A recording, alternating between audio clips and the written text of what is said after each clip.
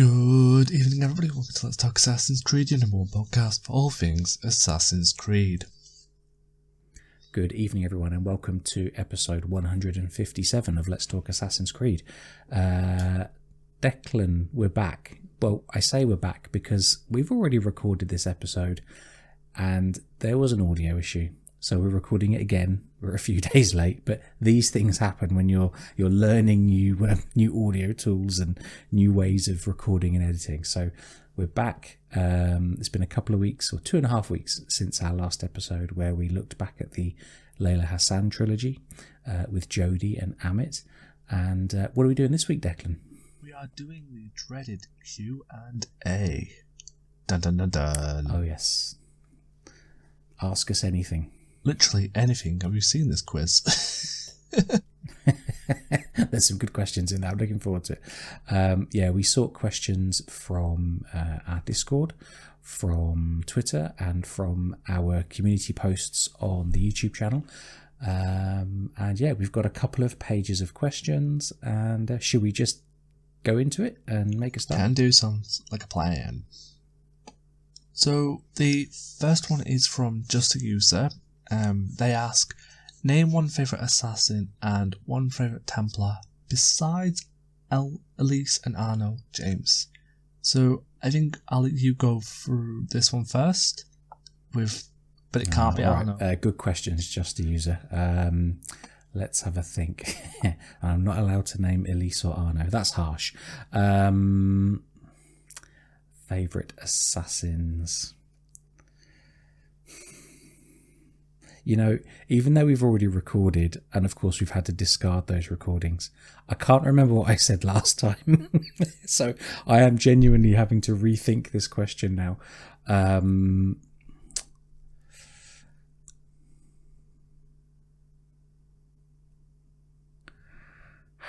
see, I'm drawn to Edward because I like his story of personal growth and maturity. I'm drawn to Evie because Kane's swords are cool, and anyone who can parkour and heals is awesome. Ezio's story of birth throughout his whole life as he grows in wisdom is fantastic.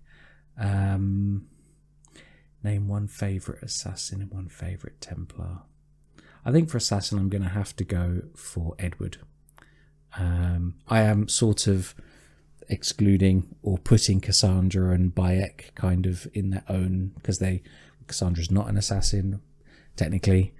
Bayek I suppose kind of is at the end, but I think I'm saying Edward. And for Templars, that's really hard. I'm trying to think of a Templar who, I can't say Haytham, that's too obvious. Starrick was too much of a pantomime baddie. I'm ignoring the Order of the Ancients because most of them I don't remember. Can you think of a good Templar, Declan? You can say Haytham, but I would have to say the Countess from Mage's conspiracy novels. I think she's a really, really well written Templar who isn't in that trope of comically bad or the trope of comically good. You know, she's a mix of Haytham Kenway with somebody as serious as Otzelberg, in my opinion. But I think she is my favourite Templar. Yeah, it's a good shout. We're both currently reading The Resurrection Plot, which is out in June or July. It's the next part of the Engine of History trilogy, and I want to say it's Constance von Fisler is the lady's name. I'm only 2/3 through the book, so I don't know how it ends, but that's a good shout. See, Cesare he's a scenery chewing pantomime villain, and although it's a joy to sort of watch his cutscenes as he literally chews the scenery, he never really kind of grabbed me. I suppose I have to go for Haytham because he has that classic line, we will be here, we don't need anything, we just need the world to be as it is. And I felt like he He actually, some of the other Templars in Assassin's Creed 3, they kind of offered interesting justifications for their actions. Favourite assassin, Declan? You know my answer to this, so get it over with. All of them joined in a diplomatic stance because they all have their own unique stories, their own unique personalities. I just don't want to put them all on a pedestal because I like them all for their own unique nature. If that makes sense. Very diplomatic. I am diplomatic.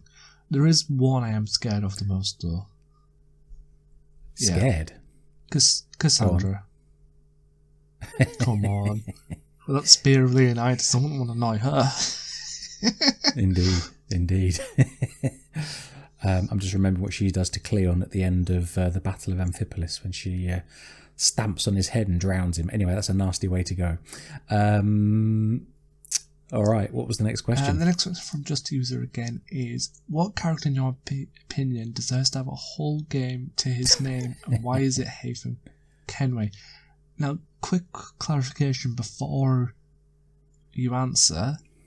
I've only just realised in this question he actually put deserves to have a whole game to his name, and why is it Haytham Kenway? When I first read it, I thought he was genuinely meaning what character, but it's definitely worded to let's praise Haytham Kenway to his own game.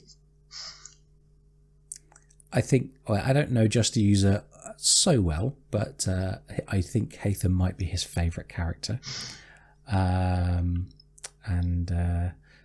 Just User, he listens to us from Ukraine, so hope you're well, hope you're safe, Just User. Slava Ukraini. Haytham Kenway. I mean, the book is great, isn't it? Forsaken. I love Forsaken. Would you make a game of that one, do you think? No, not to be rude. I think it's more something that's worthy of a television show than it is a game. It's just, I don't think a game could do it justice. Oh, a television show. Yeah. Who would you cast as Haytham? Oh, Adam Driver. Interesting. I would say Adam Driver, yeah. Okay, all right. But I have limited knowledge of actors, so I'm the wrong person to ask. Same. I don't probably watch enough television or film to make good cast recommendations. But you need someone definitely that can be super suave, dangerous, but also a charming gentleman. All right, Just a User asks a third and final question, and actually we had the same question from Altair Stealth. So thank you for your questions, Just a User, and Altair Stealth, thank you for your question. Also, just want to say thank you for your support of the Community Relief fundraiser that we ran a couple of months ago. I know you ran a supporting campaign, a parallel campaign on your channel, and we really appreciate that, and you spreading the word to your audience as well. So kind of a two-part question. Both Just a User and Altair Stealth asked a similar question. So first of all, Declan, from both of them, what is your favourite Assassin's Creed game and why? All of them joint. Diplomatic again, I know. The politician's answer. All right, now we have already recorded this, so I knew you were going to say that, and I have thought of a little follow-up cheeky question for you. Oh no. So there's, depending on how you count it, you know, there's 12, 13, if you count the Chronicles games, is it 15 sort of main games? Yeah. You say they're all your favourites. I respect that answer, but are there any that are definitely not your favourites? Or maybe to phrase it another way, are there any that you'd probably never replay? Just one, and that's Origins. I have no disrespect to Origins. I think it's one of the best looking games and one of the most fun games to play. But after 100% in the game, I found every secret and every nook and cranny. So at this point, it's like, what's the point of playing since I know everything there is? Whereas other games, I've not 100%ed, so I'm always finding little nuggets of secrets. Interesting. So it's not because there's a problem with the game, it's just that you've done everything the game has to offer. No, fair enough. All right. I should answer that question as well. I'm going to give like a 3-part answer here to both of you. So if we kind of roughly divide the franchise into the open world games, the newer ones, and the older city-based games, my favourite of the open world games is Odyssey. Why? I mean, it's probably as much my heart as my head. It was the first Assassin's Creed game I played, and I thought it was a fantastic adventure. It was a joy to play. It was fun to explore the world and go on, the main story, the side quests. I still enjoy the melee, the ranged, the stealth. Yes, it doesn't have all the tools that some of the other games have, but it works. And clearing a fort, hiding in the bushes and sneaking over the ropes is a joy in that game. So that's my favourite of the open world games.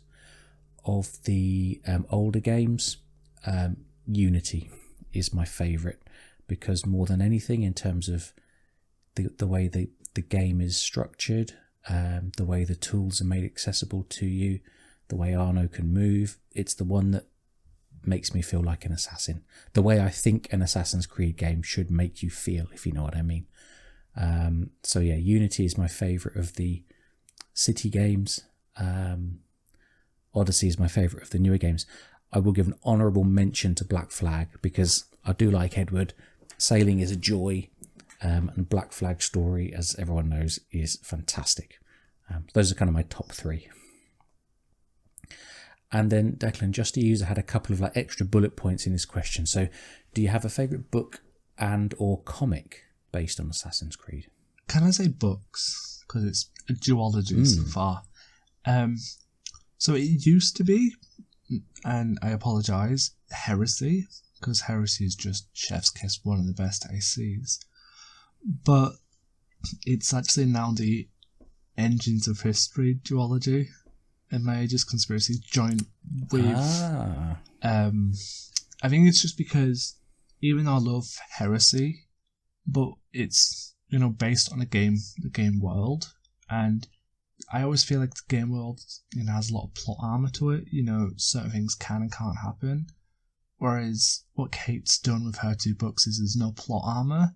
You literally don't know a single thing. Everything's brand new, and it's really invigorating to read a story with no plot armor. You don't know what the characters are going to do, and they could just be killed off any minute. So I think that's why it's up there with my best AC games, because it's just so new and so fresh.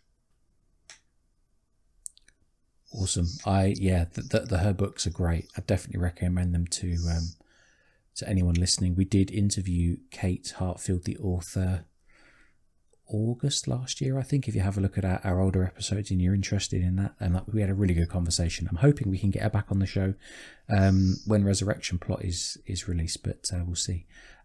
So for you, no comics? No, they're too expensive. That's fair enough. For me, books.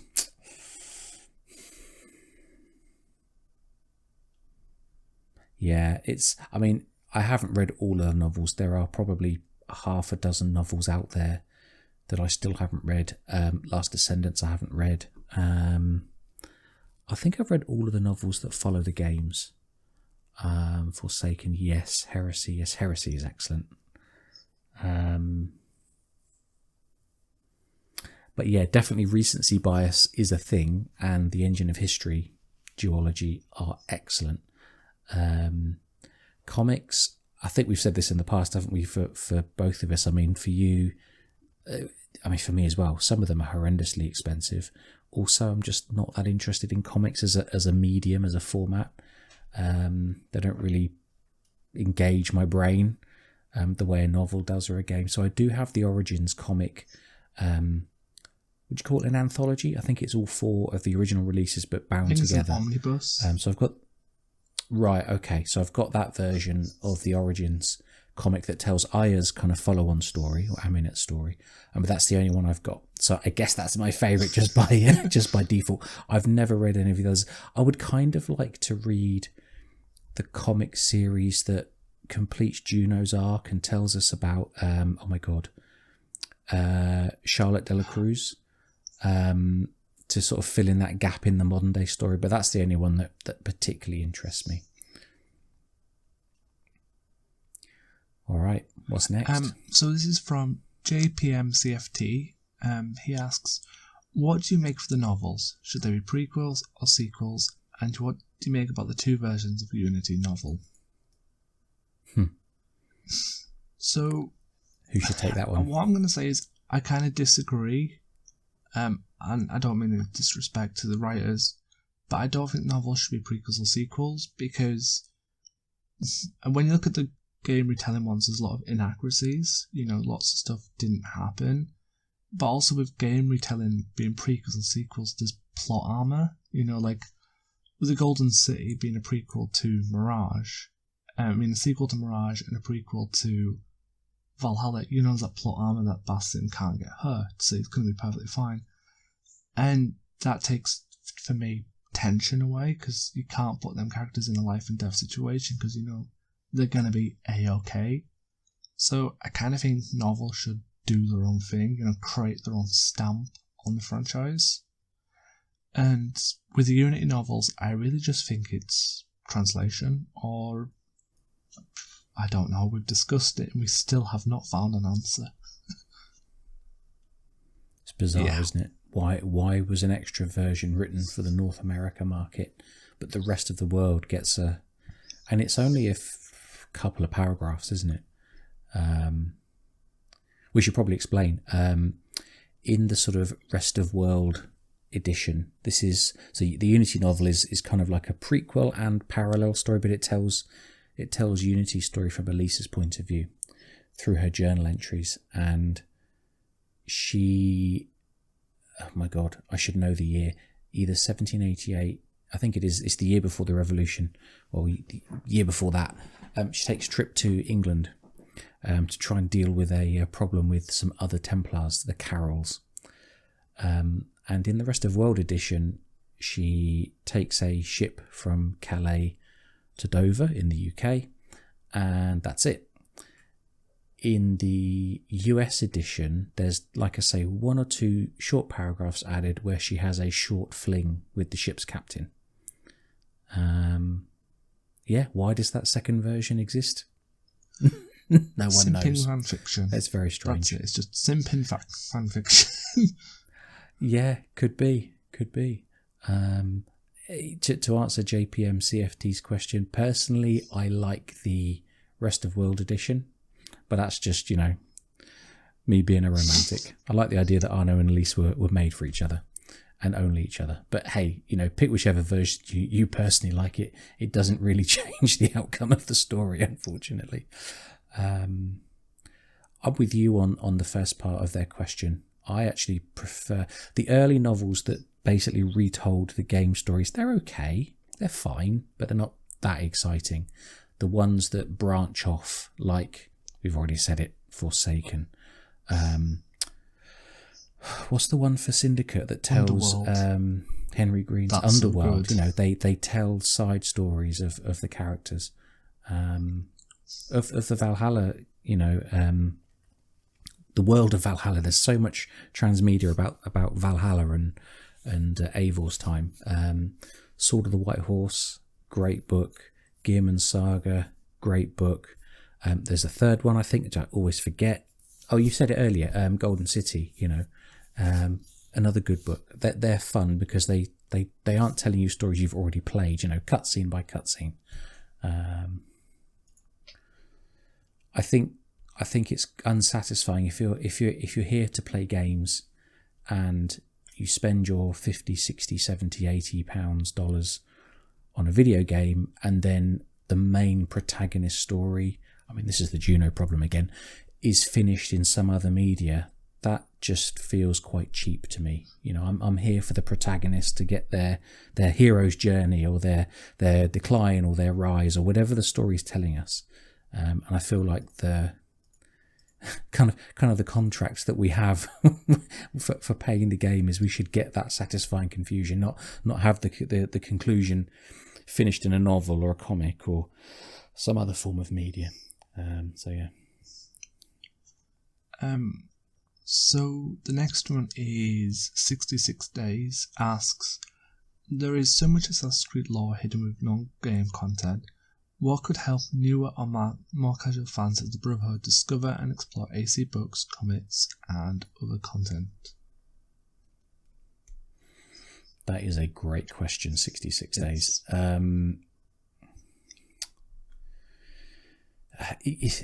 tell you that the tricky thing here is that I'm going to be sort of critical of Ubisoft here. They have a media or a franchise licensing team that, make deals with publishers, make deals with authors, comic book companies and so on, board game companies, to produce transmedia, novels, comics, like I say, board games, whatever, which are all, in theory, connected to the central plot, the central set of characters, and again, in theory, don't conflict. So the stories can be side stories or main character stories, but they're all consistent within this universe.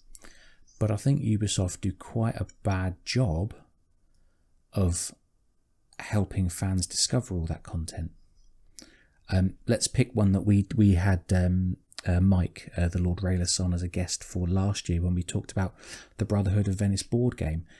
That contains, as well as entirely new characters, I think it's Alessandra is the lead character. It's got a bit of Claudia Auditore story in there. It's got some modern day for Layla Hassan in there. But how would you know that? If you went to Ubisoft's site and said, hey, look, I'm a fan of the modern trilogy of games and Layla Hassan's story, how do I find more about her story? What are the other sources of media? Well, guess what? Some of it's in a board game expansion, but Ubisoft don't tell you that. So I think Ubisoft could do a better job of giving, I don't know, a database, an interactive timeline, constantly refreshing people that there is other content out there. So therefore it falls on nerds, sometimes us, but we only dabble a little bit, to be honest, and that's only in the last year, isn't it? We've started to look at the novels more. There are definitely much better content creators, editors, writers out there than us that are covering the transmedia. I'm just going to call out a couple. Access the Animus try to stay on top of transmedia releases, the ones who came before, and again, Mike, who's been on our show many times, he writes book reviews and other reviews on transmedia for the ones who came before, so check out their websites. They try to stay on top of it, but there is an insane amount of transmedia out there. I will never consume it all, to be honest, and I'm okay with that because there's so much. What do you think, Declan? How else could people try and stay on top of the franchise and discover new content? Well, personally, I think I would love Ubisoft to create a YouTube channel playlist where they do what they did in Assassin's Creed 3, where they had that little CGI trailer which was like caught you up on AC1 to AC3 story, and it was like a 2-minute trailer, and I was like, if they did that as a little timeline trick, even though like the story so far is it's Desmond's story, and it's like a 5-minute CGI video of everything that happened from AC1 to AC3, and then they didn't finish yet, so it's Black Flag to Syndicate. I would think that would go down a treat. I would watch that a lot.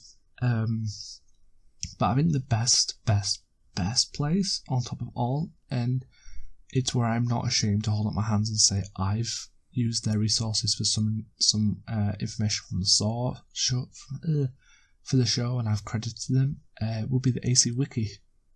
That is legendary. Yeah. They have, I don't know how they did it, but they've managed to collect a lot of data even from the games with a little bit more choice-based systems. They've managed to correlate a lot of that. But it is my go-to place for transmedia knowledge because I don't know where else to go. So there's a lot of, in my opinion, the best bet to do is if you just pick up Valhalla and think to yourself, I'm lost, and you stumble upon an Assassin's Creed community, if you ask for help, 9 times out of 10, we as a community would probably find a way to help you. If it's our own knowledge, a content creator sending you to a channel, or the wiki, ask, and we, fellow fans of AC, will nerd out with you and help out as much as possible. We are nerds. In it together. Yeah, that's actually a great point. The Assassin's Creed fans do get a bit of a bad reputation, and sometimes it's deserved. There is certainly plenty of negativity out there, but my personal experience is you can block or ignore the people that enjoy negativity, and if you do that, there are so many nice people out there. And if you were just to join a Discord or go onto the subreddit or use Twitter and just say, hey, I'm looking to follow the story of, I don't know, Ezio. What did he do in Cyprus? Well, that's covered in, is it Bloodlines, the DS game? Or the other one? I always get Bloodlines confused with Chronicles. Oh, that was Altair's Chronicles. Sorry. So let's say you want to follow up on Ezio's journeys in Cyprus, which is covered by a mobile game that would be quite hard to play nowadays. You can read the wiki, but if you were just to go onto one of those communities and say, hey, is this story covered anywhere? Well, people will chip in and say, yeah, it's actually in this novel, or it's in these series of comics. So there's plenty of, like Declan says, plenty of nerds out there that would just love to help people find more stories and more media. That's probably the best way to do it. All right, next question. This is from Saint Briago. How are you guys feeling about Mirage? Do you think it will be delayed? Also, do you know Graham Hancock and his theory about a lost civilization? Maybe you could explain it in the podcast and how it ties with Assassin's Creed. Go on, Declan. So, Mirage, I'm hyped. It's Assassin's Creed. I'm at this point 15 years. I don't think I'm ever going to be disappointed. Do I think it'd be delayed? No, because I'm not trying to poke fun, but you have to have a bit of news for a game to be delayed. And because we've had no news, you can't really delay something that we've got no news about. So I don't think it's going to be delayed, and I think we just give Ubisoft the time they need to get it right, because it's better to have a game that's right than a game that's rushed. So that's all I can really say in Mirage at the moment, to be fair, because I don't know much. Do you know much about the Graham Hancock theory? No, nothing. I'd honestly never heard the name until Saint Briago asked this question. Well, it's the moment you put on your tinfoil hats. I'm only kidding. Okay. So one of the most popular things about humanity in general is we love to question if there's more civilizations out there. You know, the whole ancient aliens type of theory? Well, Graham Hancock had a more Aces type theory, whereas before the Ice Age there was another apocalyptic type event, and civilization helped the hunter-gatherers with tools and knowledge. And in my opinion, that really could tie in as that other civilization that passed on the knowledge to hunter-gatherers would be the Isu. But how I could see it tying in Assassin's Creed lore is more of a unity between Assassins and Templars to shut that information down from the common public, because it would do nobody any good if humans knew about the Isu. It would cause chaos that neither freedom nor order could control, if that makes sense. It does. The only thing I'll add about conspiracy theories is mostly they can be fairly easily debunked simply by the fact that humans are really bad at keeping secrets. And if more than a few people know something, it's probably going to leak. So I generally don't go in for conspiracy theories. It's interesting to theorize how did civilizations with nothing more than pulleys and horses, build the pyramids or whatever. But there are ways of explaining it that don't need aliens. Or you can watch the film Stargate and just enjoy that. On the Mirage point, I'm looking forward to it a lot. I'm looking forward to a linear story, a shorter story, hopefully a focus on stealth and parkour, and like we said with our one of our earlier questions, so just to give a bit of backstory, we recently ran the Assassin's Creed Community Relief fundraiser. That was a hell of an intense sort of 5 weeks of planning and running the event.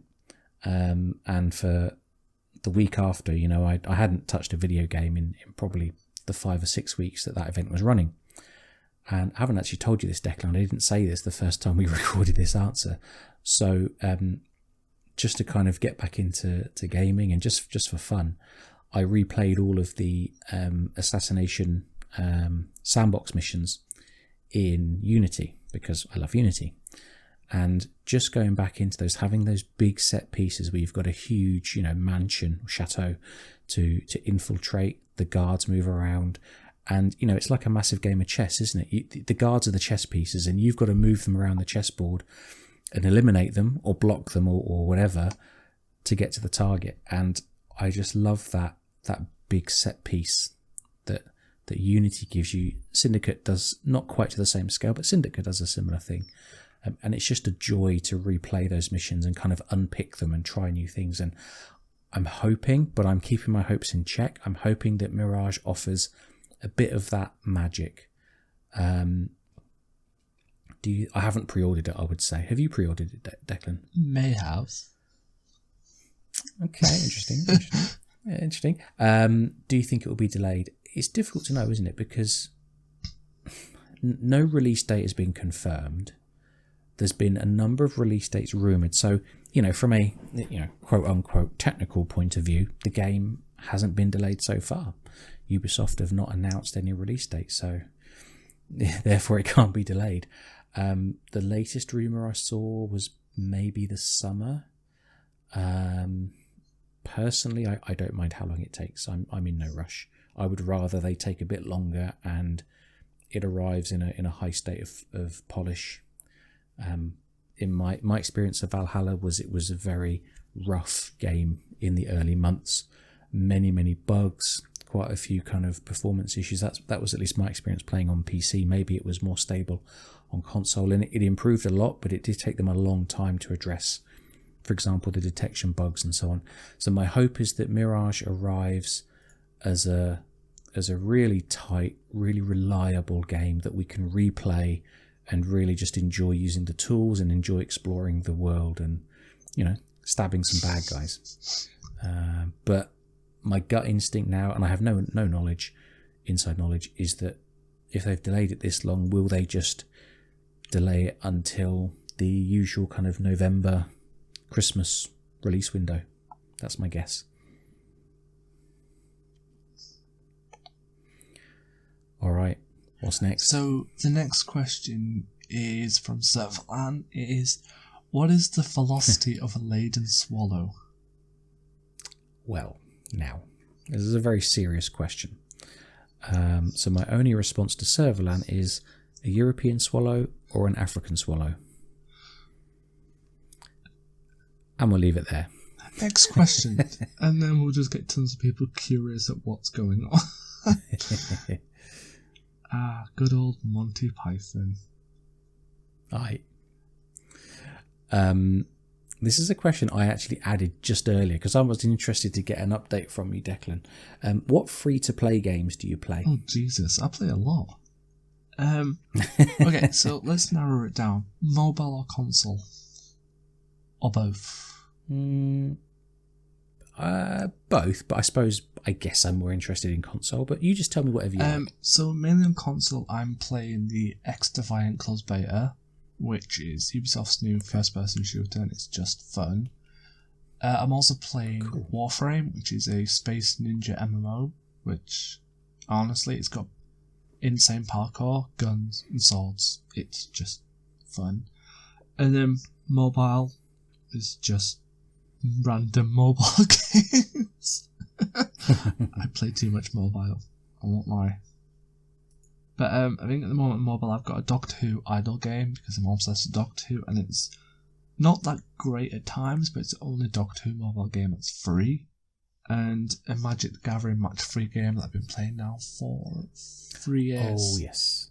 I've been playing it for 3 years now, and I'm in one of the top coalition guilds of that area.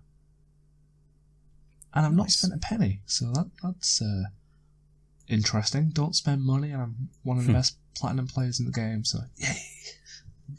I suppose that's the difference, isn't it? You generally, with free to play, you exchange cash to save you time, and if you're willing to put the time in, you don't need to spend any cash. See, in my opinion, I always think that's a really bad misconception based on some games, because a lot of people, when they do, as you say, look at free-to-play games, they watch the thing that, they're going to be ruled by cash, don't they? Like, there's going to be huge cash shops and you're going to get nowhere while spending cash. But it seems that there's a lot of games out there that do have a cash because they need it, because you can't expect them to give developers nothing. But some of the games I've played, you look at the cash shop and you think, I don't really need it. I could if I want to, but I don't need it. And with the Magic the Gathering, there's a lot of cash shops. Sometimes new characters come in at like £49, and a lot of people will be like, "Oh, that's a lot of money." If you don't have that money, you're not going to do well. But you can play the game without spending money, because all time, I think I put about 4 hours in a week, and I beat some of the best players. So you just got to know what you're looking out for. A lot of games that are free to play do have nice monetizations. There's just a few bad eggs out there that are just ridiculously stupid. I used to play World of Warships, yeah. which is an online PvP warship simulator, sometimes called the Thinking Man's free-to-play game. Now, I think that used to be sort of worn as a badge of pride, whereas I think nowadays it's kind of used a bit sarcastically, because the number of players that are incapable of thinking is quite high. But anyway, because it's sort of World War One, World War Two ship combat simulator, you're firing every 30 seconds, not 10 times a second, is it, like if you were playing Call of Duty or something. So it's definitely a slower pace game, but I used to play that a lot, and I enjoyed it for a long time. But do you know what I did the other week? I saw a post on the Steam subreddit of how you could look at your historical purchases. So I did that, and I probably spent £300 on that game over 2 years, which is and that's microtransactions, and that was me being dumb and lazy and not willing to grind. I don't play the game anymore. I probably uninstalled it a year ago, because they've been gradually tweaking the in-game economy. They've been gradually making it harder for free to play, because they want to sell you the battle pass, they want to sell you a premium, and they've been making it harder and harder to kind of progress as a free-to-play player. And I just got fed up with some of the other mechanics changes, so I uninstalled it and don't play it anymore. But when I saw how much I'd spent over several years, I thought, jeepers, this is insane. I'm glad I'm out of it, if I'm honest, because I think if I was still playing it and invested in it, I guess I'd still be spending, 5 a here, 10 a here. Who cares? You don't notice, do you? And that's how they get you. So that was a wake-up call for how quote-unquote free-to-play can really eat away at your cash. And to play devil's advocate, a lot of people give developers slack, like a lot of abuse for monetization models and all that. But I read a Tokyo business sort of thing, where they analyze free-to-play games, and they found out that a lot of the times a developer could be like really nice at the start, and they could say like, "Oh, here's a battle pass for 20 quid," and they could just do it as an off chance for a little bit of cash. But if they saw 1 million people spending that 20 quid, they get a little bit like, "All right, we'll spend a little bit. We'll put something else in, something like I don't know, like a £5 cosmetic skin," and then 1 million people buy that £5 cosmetic. They suddenly start seeing that that's what people want, because there's so much engagement. And then it does have that knock-on effect that free-to-play players like, well, I don't have that money. So it's, in my opinion, to play devil's advocate, I think developers just have that struggle of balancing, because there is a lot of people who think with their cash, but you've got to balance it where you've got to think with people who can't play with cash. So sometimes I don't think monetization is just a developer point. I think it's just when you see 1 million people buying a £20 battle pass, you just think, well, alright, my gameplay base must enjoy spending cash. It's not too far of a leap if you're a game developer, I think. Absolutely. It's I mean, the other example I've got, and I haven't actually played it regularly for a couple of months, but I do enjoy just as casual. I don't do it competitively or anything, but it's Fortnite. And the only money I've ever spent was to get the Aloy set, so the Aloy skin and what do you call it, back blaze and whatever. But I just play free to play, and sometimes I just want to casual shoot 'em up, and that's fine for me. That kind of scratches that itch. But you can spend a fortune in that game as well. Battle passes and cosmetics and whatever. But I've become older and wiser and less interested in microtransactions. All right. Next question is from White Wolf Whispers. Wolfie, who joined us for our interview and chat with Darby a couple of months ago when we looked back at Revelations. So hello, Wolfie. She asks, when you cut a sandwich in half, do you cut it down the middle or diagonally? The diplomatic answer is both. Tell us more. I have kids, so I cut it with however the kids enjoy it. Or I do a really cool trick that my partner showed me, and it's like genius. You get like a slice of bread, and you whack cheese on top of it, and then you cut it diagonal, fold it on top of each other, and cut it in half, and it makes 2 small sandwiches. So that's both. And for me, as I said last time, I actually prefer not to cut a sandwich. I just put my food, I go caveman, food in, go eat, done. You monster. British.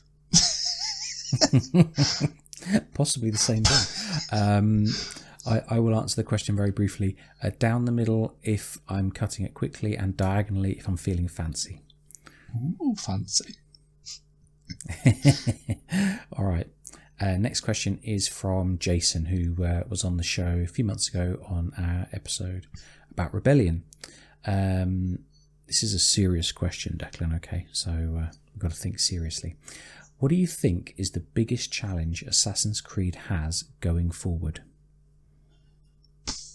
I think I'm going to stick with the answer that I gave when we first recorded, and that would be the industry, because I do agree that, when you've got players that a fan base that likes, some like the smaller linear games and some like the bigger games, that is a hard thing to try and balance. But I think industry is where it's the most hardest, because there's trends that developers like to keep up with. As seen with the monetization model in Valhalla, a lot of people like spending cosmetic money, but there is the backlash that some people don't. So that's hard for Assassin's Creed to get right, because to them, people want to spend the money. But it's also the fact of a lot of people want games to have a specific frame rate, specific quality, specific graphics these days, that Assassin's Creed has to make them games that people want. They want like 60 FPS crisp 4K games. But if they try to do that in a small Unity style game, it may not be as popular as a big open world with 4K graphic and realistic trees. So I think the way the industry works is probably the hardest challenge. Understood. I can't actually remember what I said when we recorded before, so I may be giving a different answer this time. And I was thinking about this as you were speaking, Declan. We know that there's 3 or 4 or maybe 5 different projects in development, and there was recently some rumours that were covered by multiple channels of potentially something insane like 10 or 11 different projects in development. Now, there's always multiple projects, being examined or, pre-production or researched. Not all of those go forward into sort of full production and turn into something you can actually play. But my kind of thought on that, especially we've heard rumours of a VR game. There's a Netflix game. There's this Jade mobile game. It's not really a challenge for Ubisoft, because ultimately they're going to sell lots of games and make lots of money. But I suppose the challenge as a franchise as a whole is they are breaking their franchise into a series of islands. how many? Yes, lots of people have Netflix subscriptions, although not as many as not everyone does. Do people really want to game on Netflix through their television? Do people want to play Jade on their mobile phone with a? We've said this before in our episode. I've got a beautiful PC here. I've got a PS5. Why would I want to play an open world game on my little 5-inch iPhone screen? VR. How many people have VR headsets? Yes, I know there are plenty out there, but as a proportion of the overall PC gamer base and all the console players out there, it's tiny. So my thought is here, and it's really more for the players, but I hope Ubisoft is considering this, is how do you stay in touch with this consistent narrative that this franchise is supposed to have if you've now got different stories being told on platforms that are inaccessible to large amounts of the player base? I guess we'll all be watching YouTube summaries of the story that's told in Jade, or the story that's told in I forget what the alleged code name was for the VR project, but the Netflix game. Personally, I don't want to play games on Netflix. I guess I'll be watching an Access the Animus story summary or lore analysis video to stay in touch, and that's kind of a shame because I've got a lovely library of all my games on Ubisoft Connect on my PC, and that library will soon be incomplete because you won't be able to play them all on PC, and I think that's a real shame. There is 2 points I did want to raise about Jade and the Netflix, if that's okay. The first point, as I've probably discussed before, Google Play is making a move to PC as not a port, but as an official platform.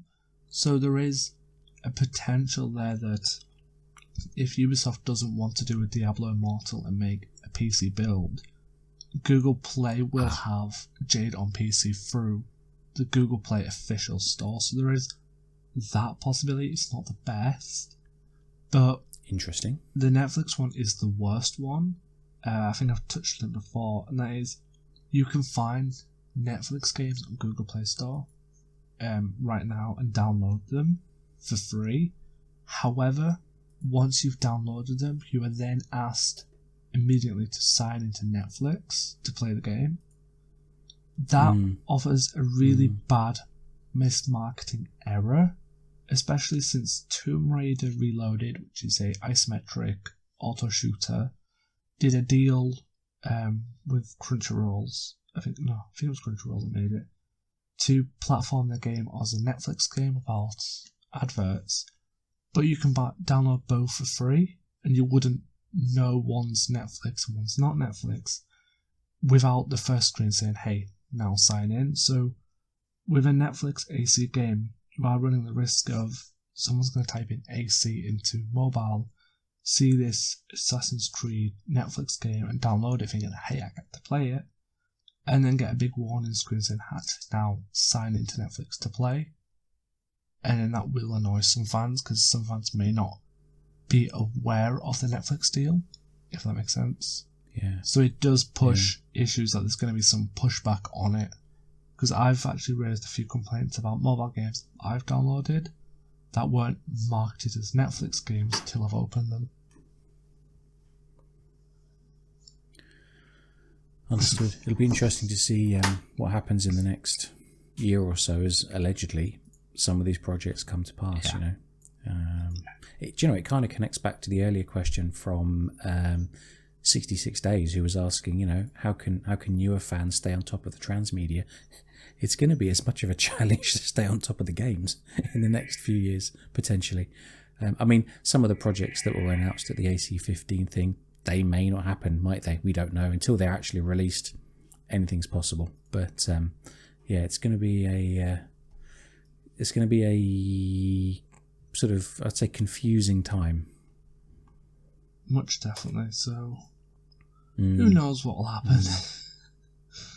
Batten down the hatches, people. Yeah. Well, certainly, at least on this show, as much as we can, we'll try and stay on top of it. But it could be.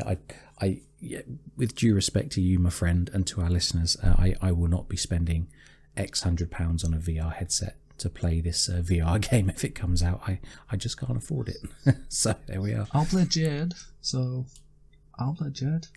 You're our mobile gamer, mate. Yes, you stay on top of Jade. Maybe we'll divide the work up then. Maybe I will have to play the Netflix game as I've got the subscription. But how do you do it? Presumably, do you use your TV controller or do you connect a mobile phone to the telly or a controller? I have no idea how Netflix gaming works. So it's not done from your TV at all. You go to Google Play and you type in, I'm going to get one up right now, Stranger Things, because I've got a game. And then you'll see a game with an N next to it by Netflix. You just click install and then it'll ask you to then sign up. But hi, do you want to log in? And you log in and away you go. But it just seems bizarre to me. But the only benefit is it's no ads, no extra feeds or in-app purchases on Netflix. So you're getting a game 100%, but it's just bizarre because you can download these games off the storefront right now, but you then have to sign in immediately. So it's a bit irritating. So someone, like I said, someone could find AC, you want to call it Infinity, for example, and think, hey, I'm getting ready to play it, and then get a big warning screen saying, hey, have you got Netflix? And I'm like, well, I didn't realise I needed it. So yeah, doesn't sound great to me. But let's wait and see. Eh? All right, what do we got next? So from Dogfish Squad asks, who would you cast to play the antagonist in a live-action AC film or TV series? And if you could turn one AC game / book into musical, which would it be?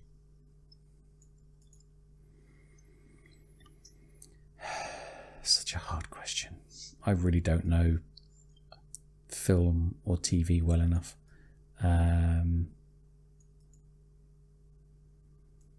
I can't answer the first bit. Do you have any ideas? I'm going to repeat what I said last time. I can't pronounce his name. Keanu Reeves. Oh, okay. Yeah, as the antagonist. How hilarious I'll be walking to a Templar office and he greets you all happy, smiley, like, oh, welcome to Abstergo. I will show you around. And then when assassins like stole an artifact, he's gone full John Wick on them. See? Perfect. He can be nicey Abstergo, but go full John Wick when you steal his apple of Eden. Yeah, that would be a nice sort of switcheroo, because everyone would be rooting for Keanu Reeves, but then it turns out he's the Templars, he's the bad guys. Exactly. Pull the wool over their eyes, and it wouldn't be a comical. Like that. It would be brilliant. And the second part of the question? Unity, Les Miserables style, and Syndicate, because holy hell, we need a duality between Jacob doing something stupid and then in a sing-song argument, Evie's just telling him off. Just perfect. Oh, like Annie's style. You could have murder ballads on stage. How cool would that be? Exactly. And awesome. I love that. It's perfect. Syndicate's perfect. Starrick is already a comical Templar. He is. He actually has a literal moustache he can twirl.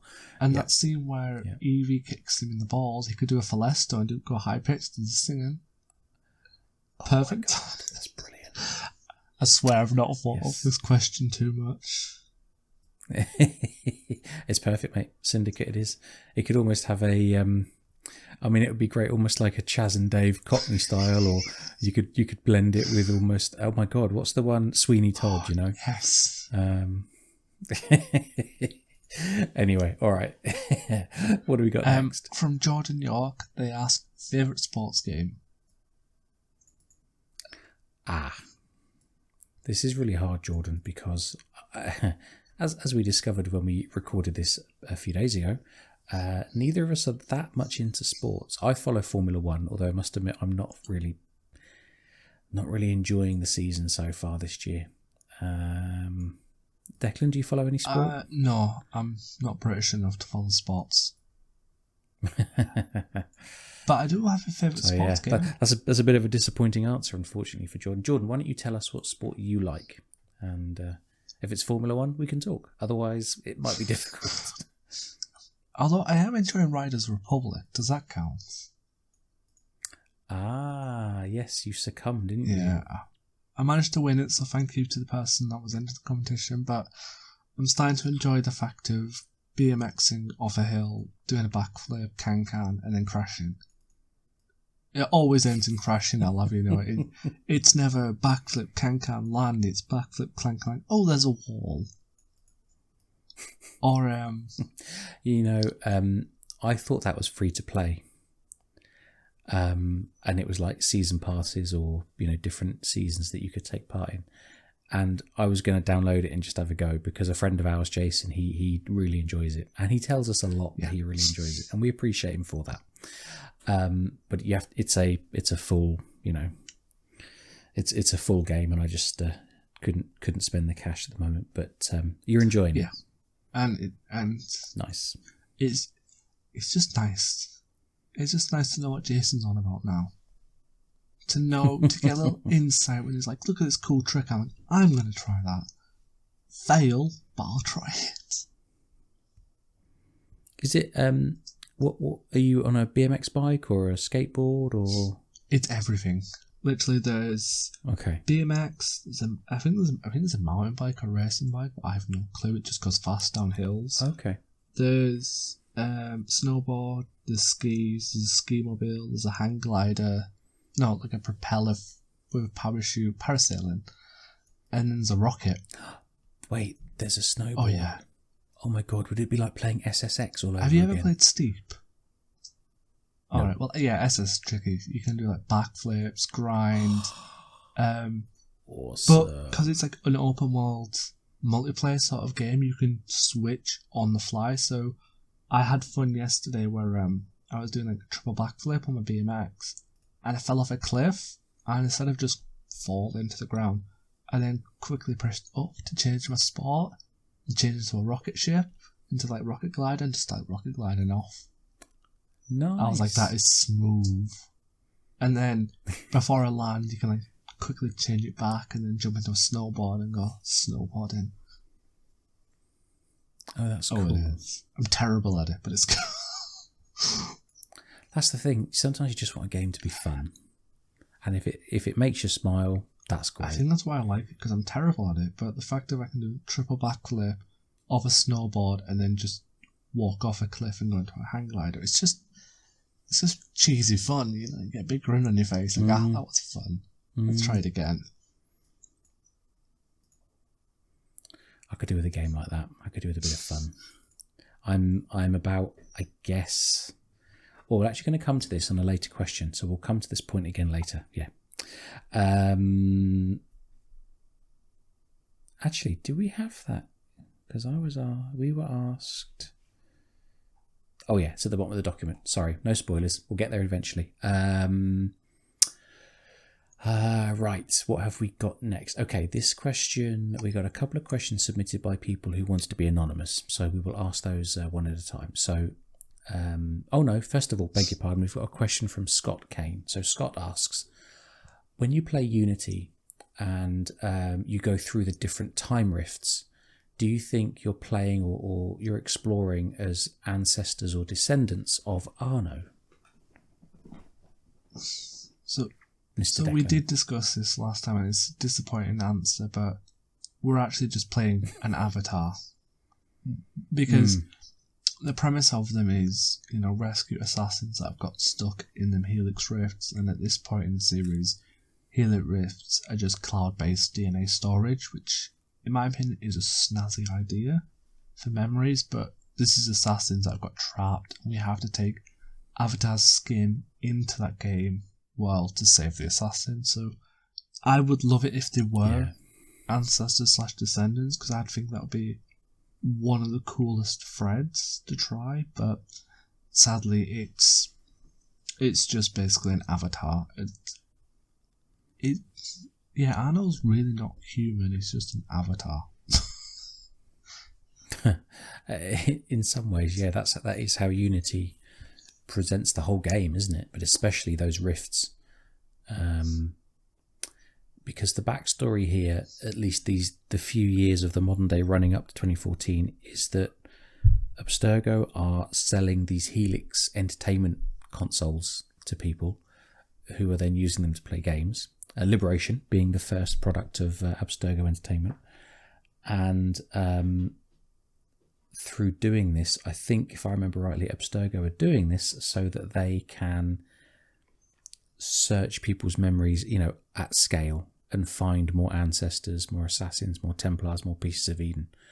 So they've got this vast archive of people's memories, and I think it's that they're using in the Helix system or in the Animus to build these rifts as we see them in Unity. So it's kind of it was genuinely experienced by someone at some point, but it could be anyone, almost anyone in history on the planet, just because of the scale of Abstergo's data collection.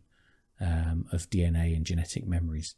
That's how I understood it. But hey, if we got it wrong, please let us know, because it's been a while since I've looked at the details of the Helix project and so on. I've got to say, those rifts, I found them immensely challenging. I did complete them with the 100% syncs in order to get the 100% sync on Unity, but that was the hardest part of the game for me. Trying to get the right route through those sections to collect all the, it's not flags, is it? It's little data packets. You've got to collect all the data packets or get enough to get to 2,000 points or something. I found that very challenging. Yeah, I'm probably going to say this once and then we can move on to the next question. I didn't enjoy the rifts at all. Me neither, really. I did them because I wanted 100% sync, but I didn't take any enjoyment. It was just annoying. Let's just say Syndicate did it best. With the Lydia Fry rift, you mean? Oh, because that's what they should have done with Arno. Yeah. There should have been like a nugget to Arno's future, even if it was just the World War II Eiffel Tower, even if it was that mission, but in concrete law that was Arno's ancestor, I would have enjoyed it a little bit more, because this is what Arno's ancestor is going to do, so yay! Not, I'm just a virtual avatar. It's there have been some really interesting storytelling methods, haven't there? Like Erudito in Liberation. I enjoyed. A lot of people don't like it, but I really enjoyed the Black Flag and Rogue, with the iPad guy wandering around the office. I thought it was good to try something new and, hack all these Abstergo computers and whatever. But the Lydia Fry segment, I think it's fantastic. It's one of my favourite standalone, if you like, set piece segments in the whole franchise. I really enjoyed it. I agree.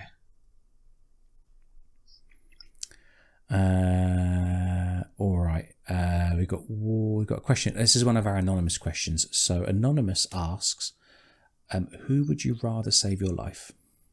Edward. No, wait, no, Jacob. Jacob. I want Jacob to save my life. Okay, I'm going to say Cassandra. Oh, then, yeah, the person who's kidnapped you is definitely screwed. Exactly.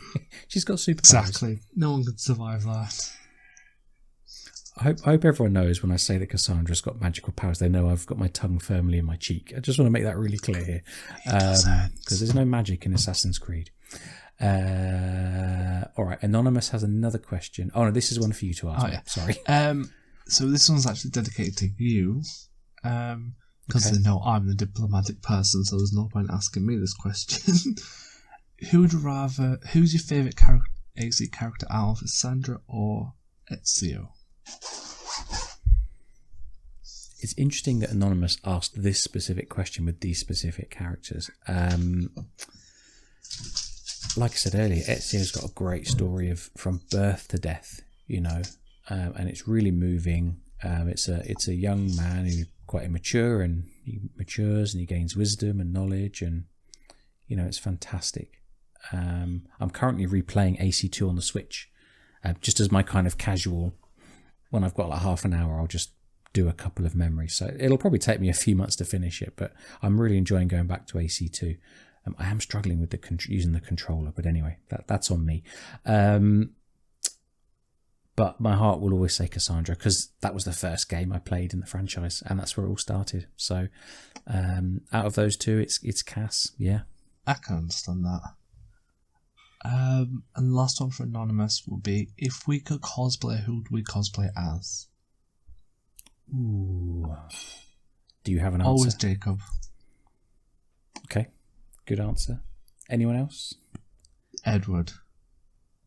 I could pull off the body. Yeah, there's a lot of love for Edward tonight, isn't there? That's good. Who would you pick anyone from the dark side to cosplay as? Oh, as a Templar. Haytham. Shay. me and Shay, because I'm half Irish, so maybe me and Shay. Perfect. Yeah, I'll go with Shay. Maybe me and Shay, we can bond. I have one silly answer and then two kind of serious answers. So I wish I had the figure to cosplay as Arno, but I don't. So I would either cosplay as Sean, because why not? Standard history teacher attire, or Steed Bonnet. If I was going to go for a historical costume, it would be Steed Bonnet, because Steed's a legend. I love Steed Bonnet.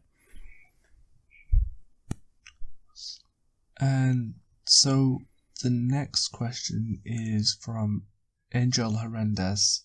He asks, so we didn't know if we should throw this one in because it was put under our last YouTube video, but we thought it best to answer it anyways. So you guys aren't really fans of Assassin's Creed. You just like a few games and dismiss the rest. Yeah, I'm not sure if Angel meant that seriously or not, but yeah, let's take the question at face value. We are really fans of Assassin's Creed. We love it. We talk about it. We think about it all the time.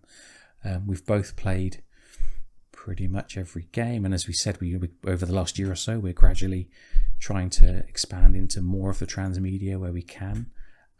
We like it so much that we probably invest 2 or 3 hours a week each in running this show.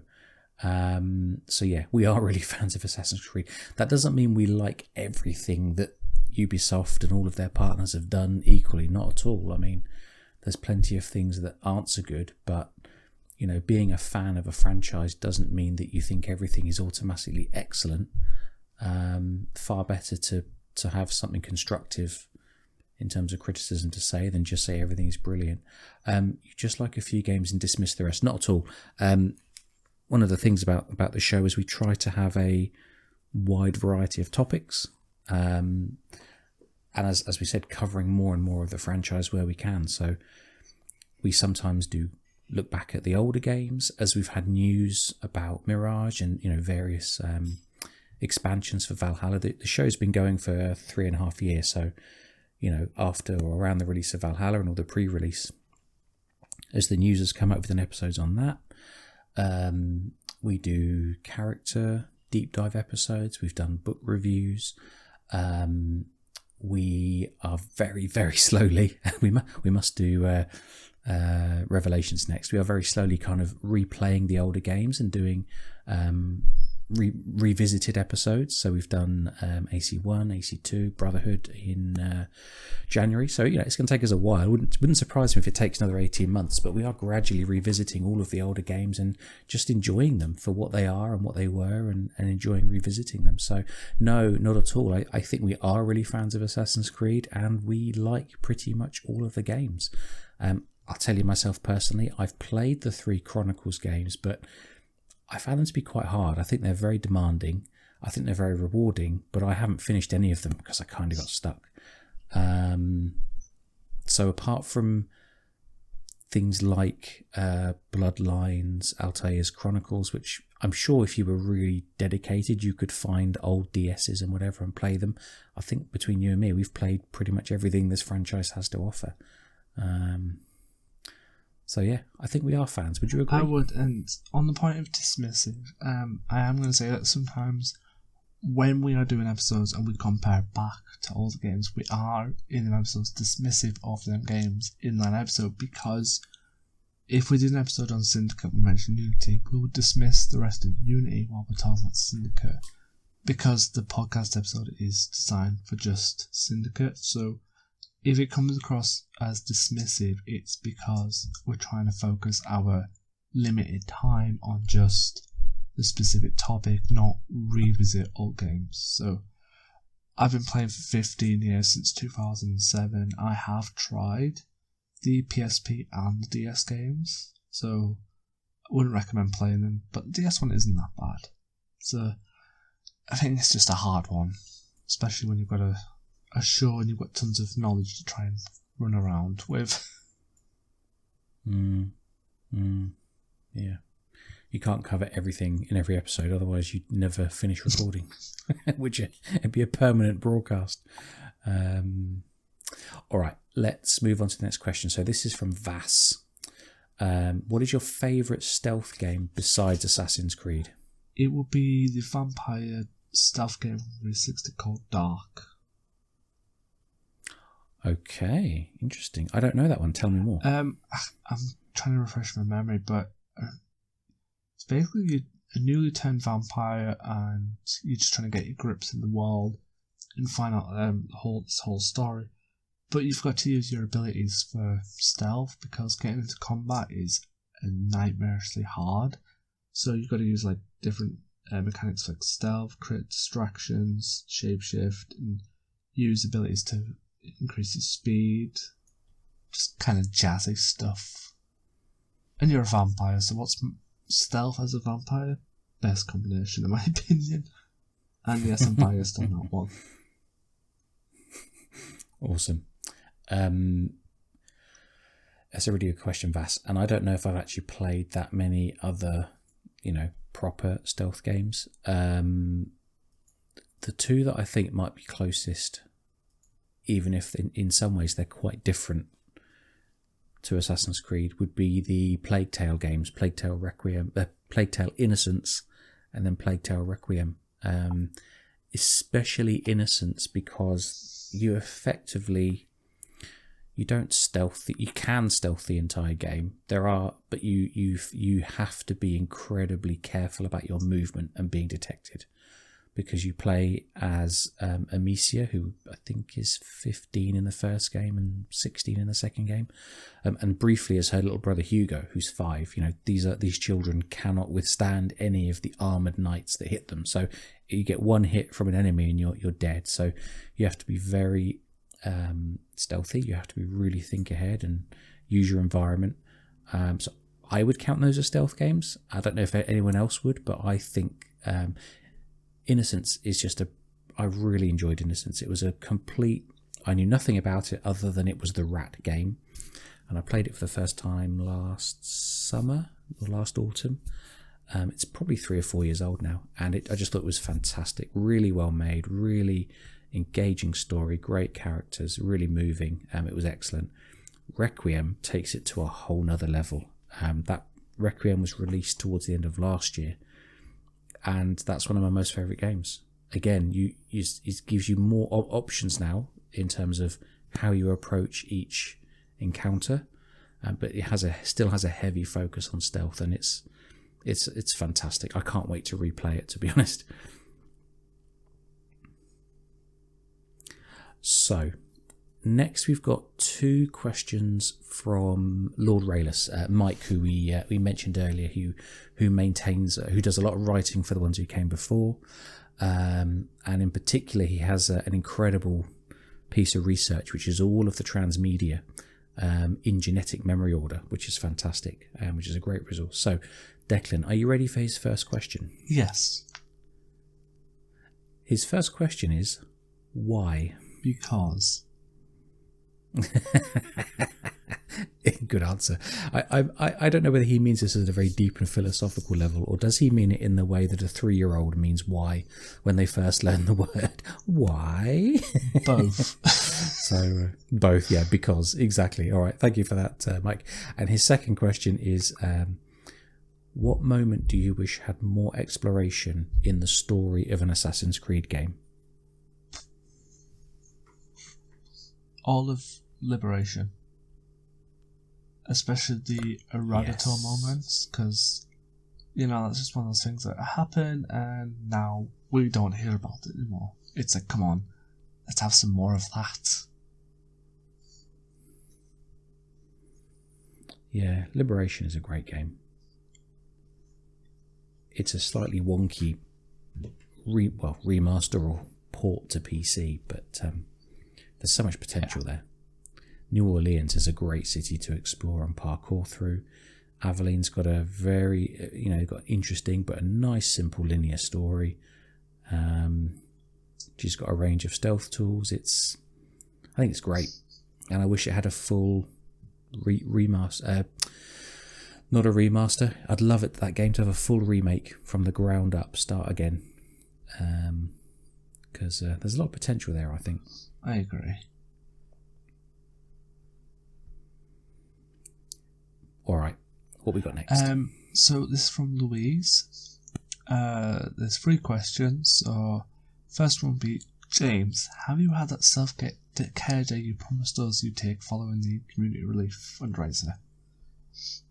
Yes, right. So, as we mentioned earlier, and if you've listened to the show, you might remember back in. Do you know, it's weird. It kind of feels like a distant dream.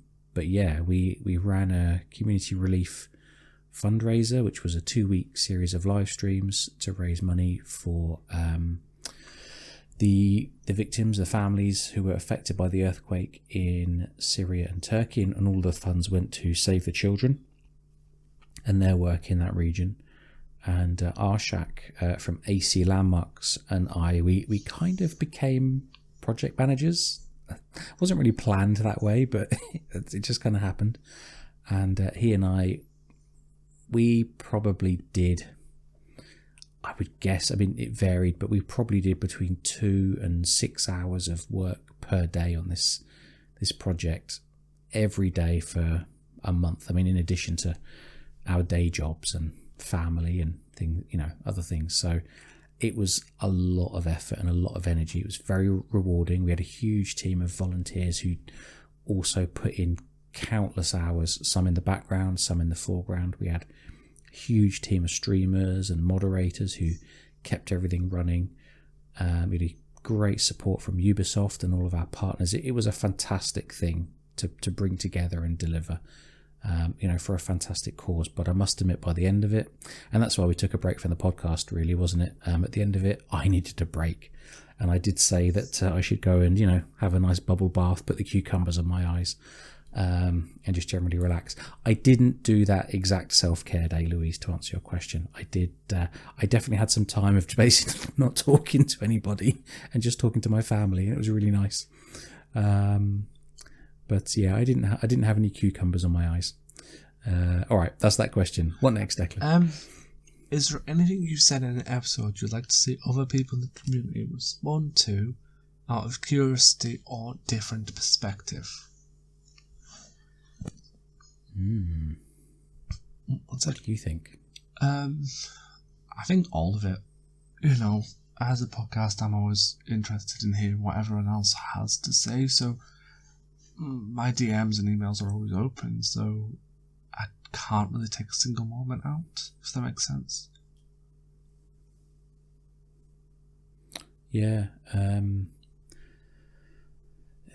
Is there anything you've said that you'd like to see? Honestly, I enjoy hearing different opinions, and there are lots of people out there with interesting ways of looking at characters, stories, motivations, gameplay.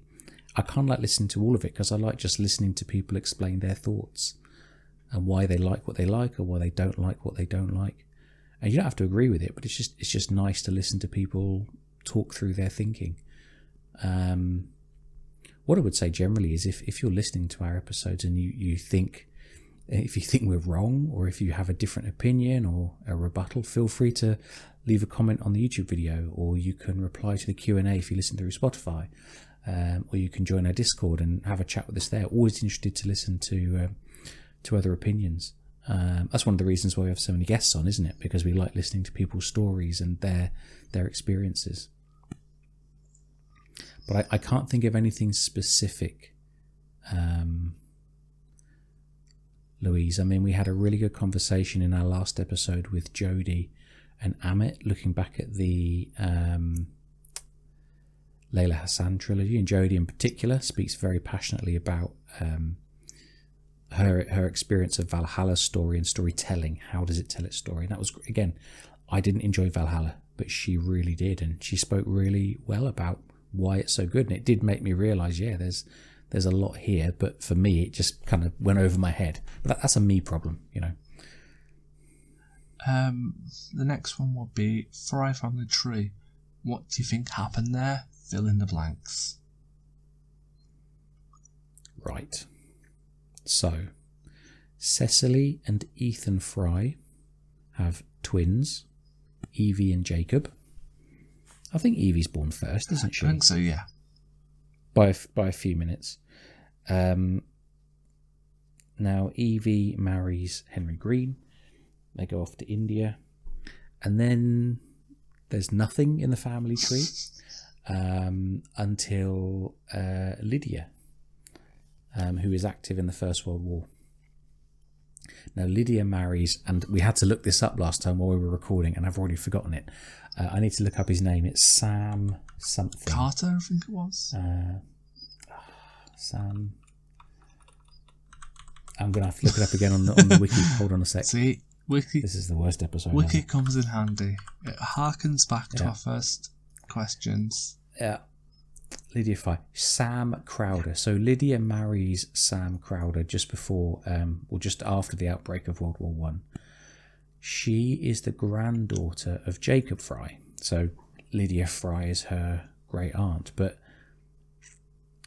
as to what happened in between, I have no idea. What I find interesting, if we're to really pick apart the bones of this story, when we see Jacob in Jack the Ripper DLC 1888, I think, he doesn't look well, and his house appears to be a very run-down, unless that's just like a sort of secret operating base, and really he has a fancy house somewhere else in London or in Crawley, or who knows, back in South Wales where his family comes from originally. If that's his house, then he appears to be a man living alone. So I don't know what has happened there in terms of his relationships with other men or other women, because things do not seem to be going well for Jacob Fry in 1888. I wouldn't know how to answer it, so let's just say man falls in love with woman and birds and bees. Yeah. Oh my god, Declan, I've just realised. Okay, Louise, so you asked us a question about a rebuttal or a podcast response. Now, those of you listening might know Louise has been on the show many times. She has her own podcast called The Rookeries Archives. Louise, I'd like to listen to your episode where you break down the Fry family tree. And look forward to listening to it. I'll be there as well, listening. Next one, kind of an impossible question. Digestives, chocolate on top or bottom?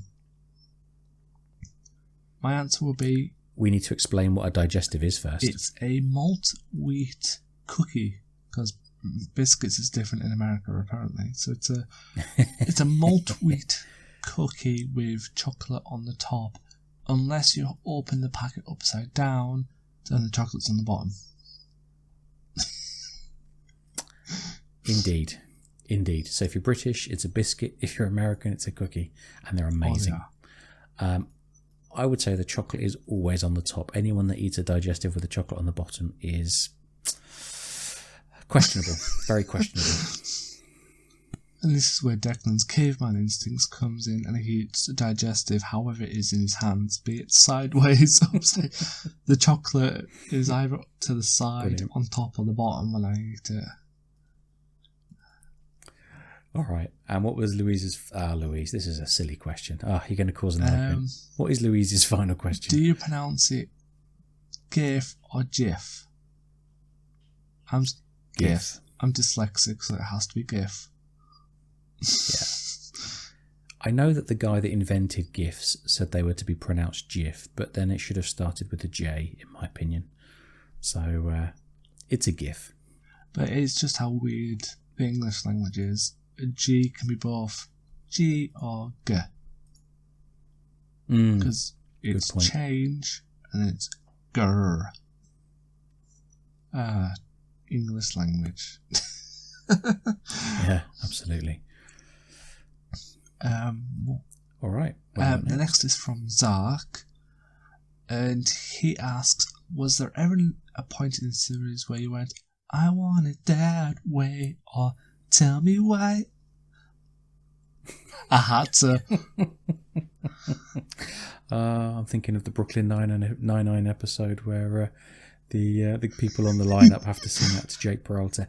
Anyway, that's easy, Zark. That's the death of Elise in the crypt underneath the temple. That ripped my heart out and cut it into a million pieces, and I thought she should live. What about you, Declan? Well, for the first part, I want it that way would be Valhalla's mythology, because that's how I want it. Nice. Tell me why. I don't know. I can't remember what I said to that one. You're gonna have to give that one a miss because I wouldn't know what to put. Sorry. No worries.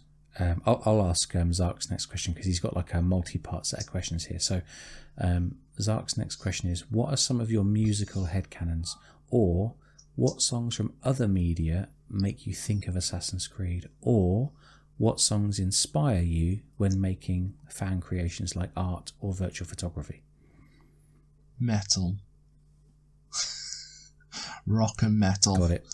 But I have a lot of headcanons. I have as is said with sea shanties, I don't really listen to them Black Flag. Instead, I listen to Metallica's For Whom the Bells Toll, because that's just really good music for slaying hundreds of dudes to.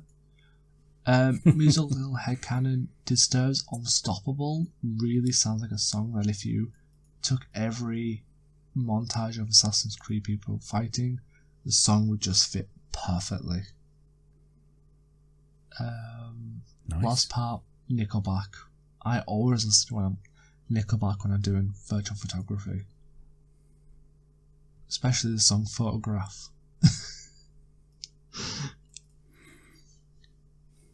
Now, this is the point when the boomer in the room has to say, I know none of that.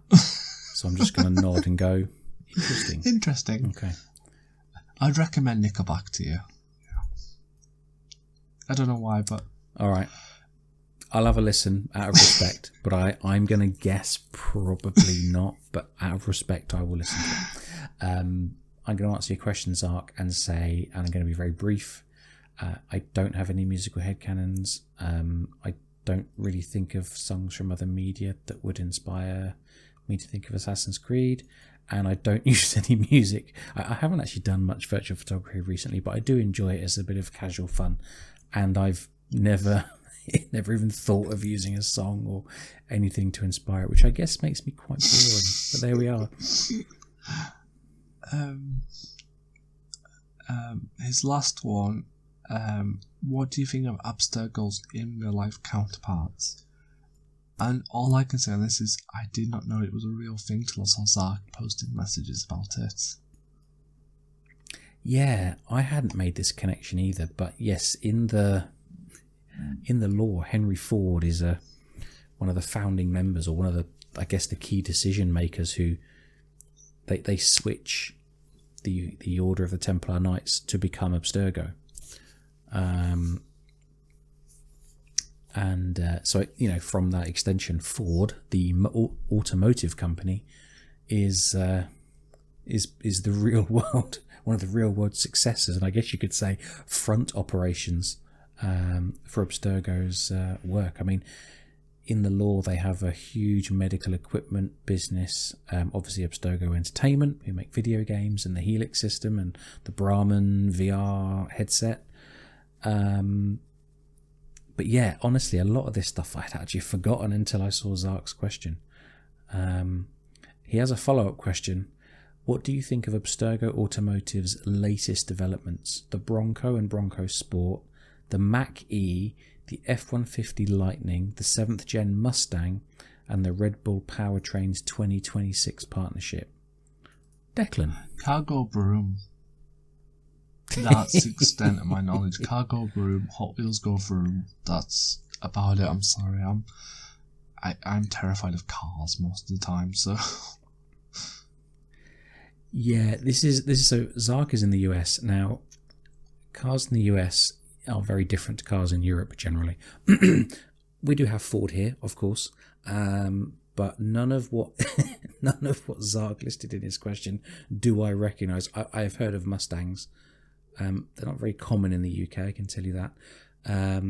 So yeah, I can't really tell you anything about Broncos, Mach-E's, F-150 Lightnings, or 7th Gen Mustangs. Yeah. I have a very nice XC40, which is a lovely car to drive, but it's nothing like any of these. The Red Bull Powertrains one is interesting because that's a Formula One reference. And I've obviously missed the news. I didn't realise Ford were getting back into Formula One in partnership with Red Bull. So that is interesting. It's good to have Ford back. Although really I'd love to have Cosworth back. But I'm guessing that's not going to happen. Anyway. All right. What have we got next? We've got a couple of shorter questions. So, Marco from Access the Animus. What would be your favourite Scandinavian location for a holiday trip? I've always wanted to go to Denmark. Or Norway. I don't know if I'd have to go to Norway or Denmark. Anywhere in them countries, I'll get a dartboard, put a map of Denmark or Norway and throw a dart at it and go there. I'm going to split the difference and say Stockholm. Stockholm would be good. Yeah. I don't know why. I just know that there's lots of islands and water and it looks nice. Nice for a sailing trip. That would be nice, actually. All of Scandinavia looks nice, let's be honest. That's why I want to go. It looks pretty. Maybe to go camping. I want to go camping, not hiking. You might have to watch out for midges at the wrong time of the year, though, if you're camping. I'll go when it's cold. Perfect. Yeah, that's the best solution. All right. And next question is from Jason. This is a silly question. Here we go. The newer games have us using eagle vision, Odin sight, etc., always through the eyes of a bird. Would you like to see them expand this to other animals? If so, what animals, and why would it be a capybara? Can I follow this up with a question? Yep. Jason, would you be interested, and I'm not making this up, but doing a podcast where we make animal counterparts to assassins? It could be fun. Because Edward would have a capybara. Definitely. They're adorable, they're cute, and they're the perfect spying things ever. Because people look and go, it's just a capybara. Let's ignore it. But it'll know your darkest secrets. They are super cute, aren't they? But yeah, I would love to see, I don't know. Maybe Jacob and Evie would have a Rottweiler or something. I don't know. I wouldn't mind capybara vision. That'd be quite good fun. You send your capybara sort of a ground-based drone into a bandit camp to scout out the. You could beg for treats. So that's his social blending, begging for treats. Perfect. Yeah. That'd be so funny. All right. We have one question remaining, and it is from White Wolf Whispers. She asks, Witcher question, are you okay with going into people's houses and stealing everything that isn't nailed down just to fund your Witcher habit? Right. So, I have a multi-part answer to this. I think this is addressed to me. Have you finished Witcher? I played half of it. Okay, that's probably where I am now, roughly. So, I've done White Orchard, I have explored Velen, and I have found out what happened to what's the bloody Baron's name? Philip Strenger's wife and daughter. And I really enjoyed that Velen section of exploring and doing Witcher stuff, killing monsters. I like just walking through a world and exploring and finding stuff. I'm now in Novigrad, and I'm trying to find Dandelion. And I'm going to be honest with you. Witcher fans, I'm finding this part of the story rather drags. I've been dipping in and out over the last week, and yeah, you're finding a person to find the person to find the person to find the person who knows where Dandelion is, and it's just, can we just get to the point and get on with it? Anyway, so I guess I'm about halfway through. We'll see how it goes. Are you okay going into people's houses? Yes and no. So if it's a poor person's house and they've got nearly nothing, I don't steal from them. But if I go into a very nicely appointed house in Oxenfurt or Novigrad and I think they can spare a coin or two, yes, I will loot it. Although, now this might be controversial. I have bought very little and I've crafted nothing so far. I don't know if that's good or bad, but yeah, I haven't felt the need. I keep looting better gear, so I just replace my gear gradually, and yeah, I haven't really needed to spend much money apart from repairing my swords occasionally. So this is the point when someone will come into the comments and say, bro, you are not playing Witcher properly, which is entirely possible. But yeah, I haven't needed to spend a lot of money so far. I feel bad now, I'm just a magpie.